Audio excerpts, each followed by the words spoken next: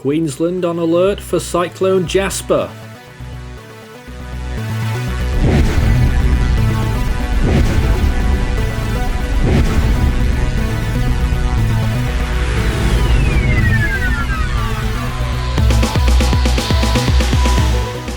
We've been expecting its formation for some days, and yesterday it did form. Cyclone Jasper got named by the Bureau of Meteorology and is currently at 10.5 degrees north, 157.3 degrees east near the Solomon Islands. And today it seems to be intensifying rather decently there. It is nearly a hurricane force system.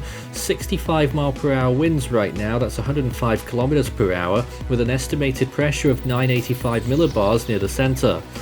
It is moving south-southwest at 8 miles per hour or 12 kilometers per hour as of 11 a.m. Australian Eastern Standard Time this December 6th. Well, here's its current position displayed on the map with its wind field extending out up to 85 nautical miles on the northwestern quadrant. I think the scaling might be a bit off there. Those tropical storm force winds should be reaching some of those islands. It is 418 kilometers from Rambuso, 1012 from Willis Island, 1427 from Cairns, 1462 from Mackay and 1480 from Townsville. There's no cyclonic wind warnings, but there is heavy rainfall warnings in effect for most of the Solomon Islands at this point, as they are expecting and currently enduring substantial amounts of rainfall which could reach up to about 400 millimeters in some areas. Well, let's take a look at the primary hazard then moving forward. We're still mostly concerned for rough seas and high waves and rip currents along large parts of coastal Queensland, but that's only because we're still very uncertain about where the storm is actually going to go.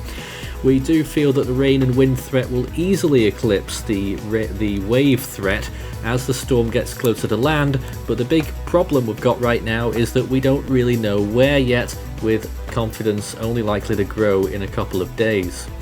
Well, at the moment this is what we've got on the forecast. We've got to put it somewhere, so this is what we have following the center line pretty much of the ensembles. And at the moment most of the evidence and scenario is taking it towards the coast of Queensland, very close to Mackay, just north of there, and eventually passing just slightly south of Townsville inland by the time we get to next week. It's still a long way away, so I would advise caution on following that forecast completely at the moment. 65 miles per hour, decent confidence on that. In fact, it could be a little bit stronger. JTWC are probably going to go with 70 miles per hour on their upcoming update.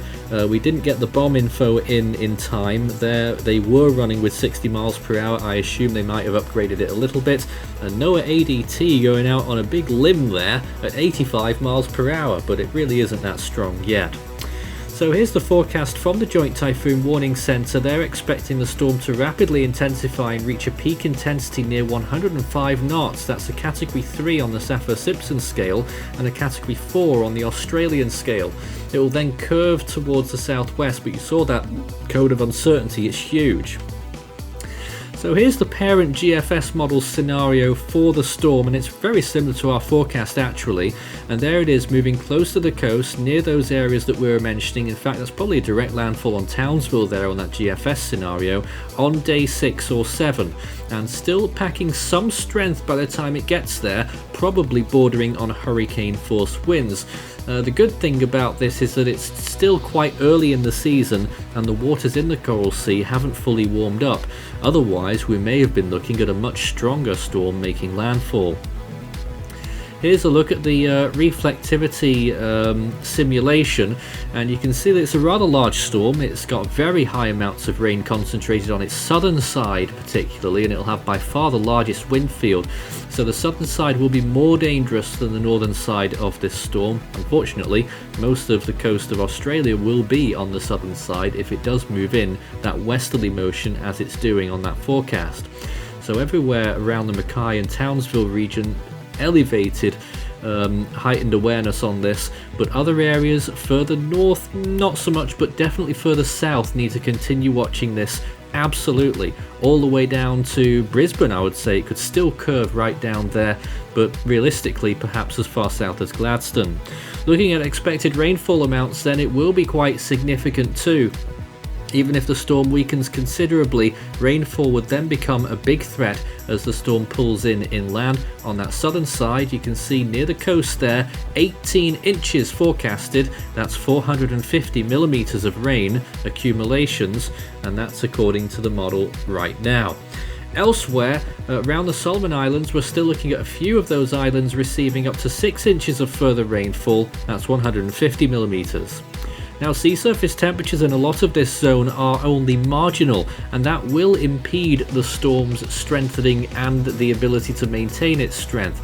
Now, this is all in Fahrenheit, but it's all the same really. We're looking for the magic number 79, maybe 80. That's generally the threshold for tropical cyclone development. That's 26 degrees Celsius, and pushing up there, dropping just a little bit below 26 degrees as you go further south than Mackay near the coast. So the storm, if it does go further south, will weaken more quickly. But it's not just that affects this storm, it's also the speed that it moves. If it does move quickly, then it will obviously be stronger by the time it gets to land. Now here it is right now, moving very slowly on satellite imagery, just a little bit towards the south, but it is starting to pick up speed a little bit. So it's got, substantial banding. It really looks very good on imagery. Signs of an eye forming.